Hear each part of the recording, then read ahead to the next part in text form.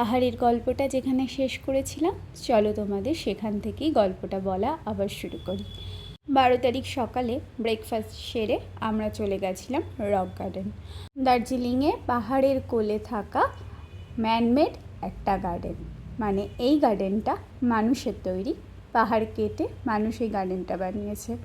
আর rock garden তোমরা কিভাবে যাবে সেটা বলি। আমরা যেহেতু ডালিতে ছিলাম, ডালির বেথেলহেম হোমস্টে, তাই আমাদের কাছে রক গার্ডেন যাওয়ার রাস্তাটা হচ্ছে হোমস্টে থেকে নিচে নামতে হবে। তবে তোমরা যদি দার্জিলিং প্রপার টাউন থেকে রক গার্ডেন যেতে চাও, সেক্ষেত্রে তোমাদের ডালির মোড়ে আসতেই হবে, মানে ডালির রাস্তা ধরেই কিন্তু রক গার্ডেনে যাওয়া যায়। আর ওখানে খুব ইজিলি কিন্তু রক গার্ডেন যাওয়ার সাইট সিনের গাড়ি পাওয়া যায়। অ্যাকচুয়ালি গাড়িগুলো একসাথে সব সাইট সিনই করায়। তোমরা নিজেদের ইচ্ছা মতো গাড়ি বুক করে দার্জিলিংয়ের সব কটা সাইট সিনই করতে পারবে। রক গার্ডেনের শুরু হয় একদম একটা ঝর্ণা দিয়ে, আর রক গার্ডেনের জন্য টিকিট আছে, টিকিট প্রাইস 20 টাকা। চলো এবার তাহলে ভেতরে যাওয়া যাক। রুদ্রাণী তো দেখলে টুকটুক করে বেশ হাঁটছে, ও পাহাড়টাকে বেশ উপভোগ করছে আর কি। চলো আমি টুকটুক করে যাই ক্যামেরাটা নিয়ে, আর তোমাদের দেখাই রক গার্ডেনটা আসলে কেমন। রক গার্ডেন হচ্ছে ম্যানমেড একটা গার্ডেন, আবারও বলছি। আর এটা যেহেতু পাহাড় কেটে বানানো, তাই এই যে রাস্তাটা দেখছো, এটা গোল করে ঘুরে পাহাড়ে উঠে যাবে একদম টপে।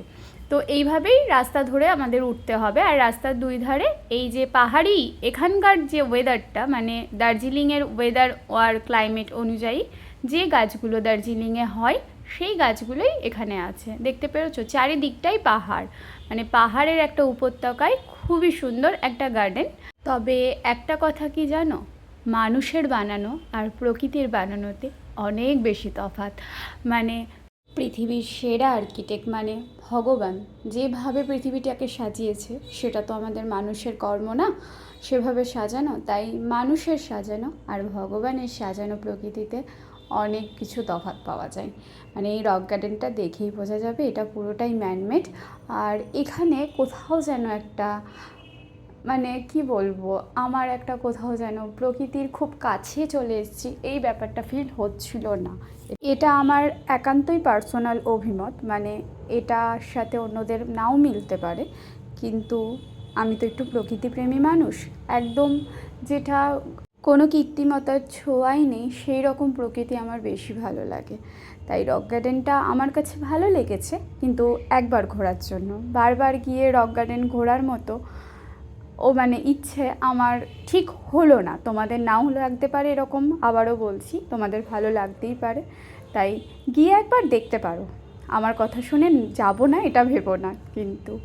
তো এটাই ছিল রক গার্ডেন। আমরা রক গার্ডেন ঘোরা এবার কমপ্লিট করে বের হচ্ছি। এবার যাচ্ছি আমরা আরেকটা সাইট সিনে। ততক্ষণ ওয়েট করো তোমরা, আমি আরেকটা ভিডিওতে সেই সাইট সিনটা নিয়ে আসছি। ততক্ষণ একটু ওয়েট করো, হ্যাঁ।